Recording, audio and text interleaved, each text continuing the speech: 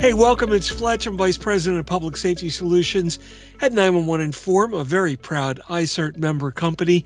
We're sitting down here for an iCERT update with George Kelemen, who is the Executive Director of iCERT. Going to talk a little bit about interoperability. Thanks for joining us today, George. Hey, thanks, Fletch. Always a pleasure to be with you.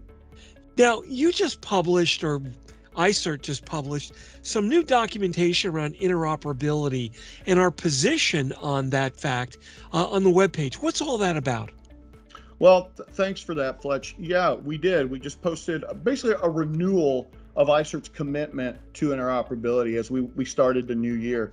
And really, this kind of came out of a discussion during our member meeting in December, where many of our member companies started to talk about interoperability, became a big theme of discussion, a big topic of discussion. And so the membership started to walk through sort of all the things that we do around interoperability, why it's so important, and how as the only trade association that exclusively serves as the voice for the public safety and emergency response portion of the industry that represents manufacturers, providers, developers of emergency response technology, we thought it was very important to kind of step out and reiterate our commitment to interoperability.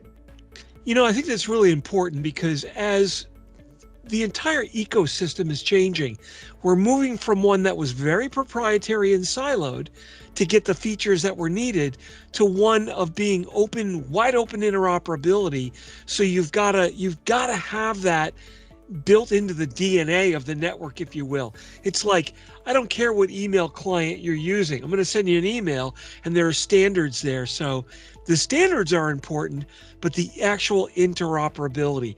We've gotten together, I've plugged my stuff into your stuff, and it all works great. And I think that renewal statement was the big statement of that policy.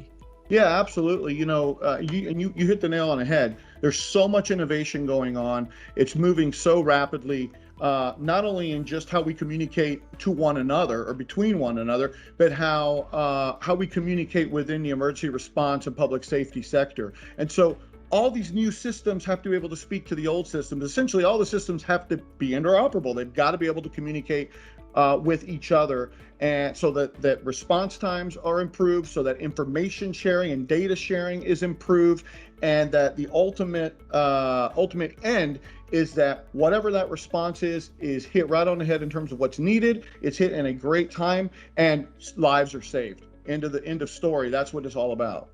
You know, so let me play devil's advocate for a little bit. You've got a lot of different standard organizations that are out there, and everybody's working on the technology side of the standards. These bits are going to talk to these bits. Your interoperability definitions are at a different layer, I would say above that, to be more architectural in nature. Is that correct?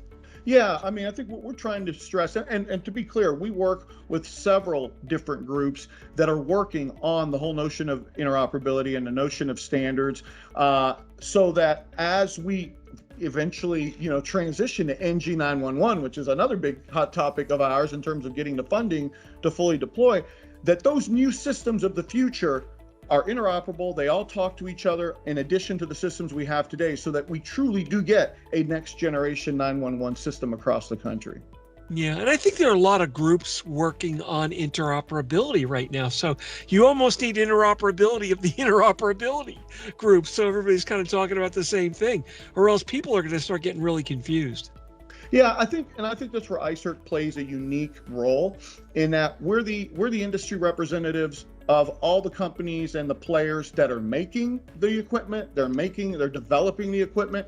They're developing a software that helps power the equipment. And so I think we bring a unique perspective and a unique voice into those conversations and into all those various discussions to be able to make sure that interoperability, as it's being talked about in different settings, that perhaps there's a common thread or a common theme. So at the end of the day, we do get, in practice, equipment and people that can actually speak to one another when time is of the essence. You know, I think one thing, I mean, as an iCERT member, something that I've seen over the past 2 or 3 years is a significant uptick in the number of companies that are joining iCERT and the rate of companies joining iCERT. I mean, it's been on a surge lately. What do you attribute that to? Well, probably a couple things. One, that iCERT is becoming an established brand in terms of a known association and a known player in this space, in the public safety ecosystem, as the representative of industry. But also that, on a variety of levels, iCERT is effective in what it does. It can be an effective advocate for public safety and for emergency response for the industry. It can be an effective researcher. It can pump out a lot of information and interesting resource information and research. It can contribute to the various conversations that are going on within the public safety ecosystems, or even within government with the Department of Homeland Security and others, and contribute to all those discussions. So I think there's that part of it, and that we are sort of the home for anyone who is engaged in any innovation and any technology that helps support the emergency response and public safety ecosystem that we have across the country. And I think one positive proof point of all that is we're starting to see iCERT documents quoted in other government documents, right? So they're referencing the work that iCERT is doing. I think that's a big validation point. Oh, absolutely, absolutely. Look, the whole notion of why iCERT came to being is there was a need here. There was a void that wasn't necessarily being filled, and so it gave industry an opportunity to really create its own organization so that it can not only advocate for the greater good, but also for push out all the innovation and the technology that's moving forward. Because otherwise, folks would be left to kind of, in one-off or perhaps at different events. Here you have a consolidated organization that's just exclusively focused on all of this. What would you say to companies that are looking at iCERT as potentially, because, one of the problems is everybody's got an association for something or another, and at times it seems like there are too many doing the same thing. So what do you think the value of iCERT is to that company that's looking to be a part of the solution, but wondering where to go and where to focus?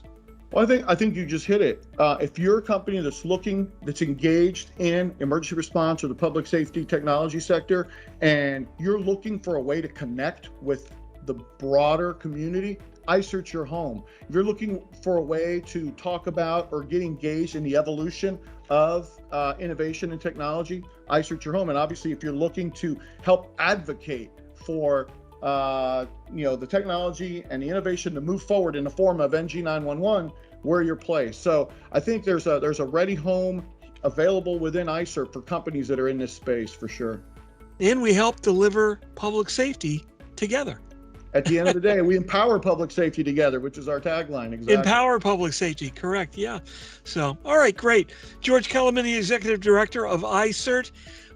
Thanks very much for sitting down and providing this update. Always enjoy talking to you, George. Glad you're on board. You've been doing a great job since you've been here. Thanks, Fletch. Always great to have the opportunity to visit with you, and look forward to seeing everybody at iCERT events and other industry events over the course of the year. And again, if you're interested in iCERT, please look us up, and happy to visit with anyone anytime. Thank you. Absolutely. All right, great. Well, we'll see you on the next update for iCERT. Thanks very much.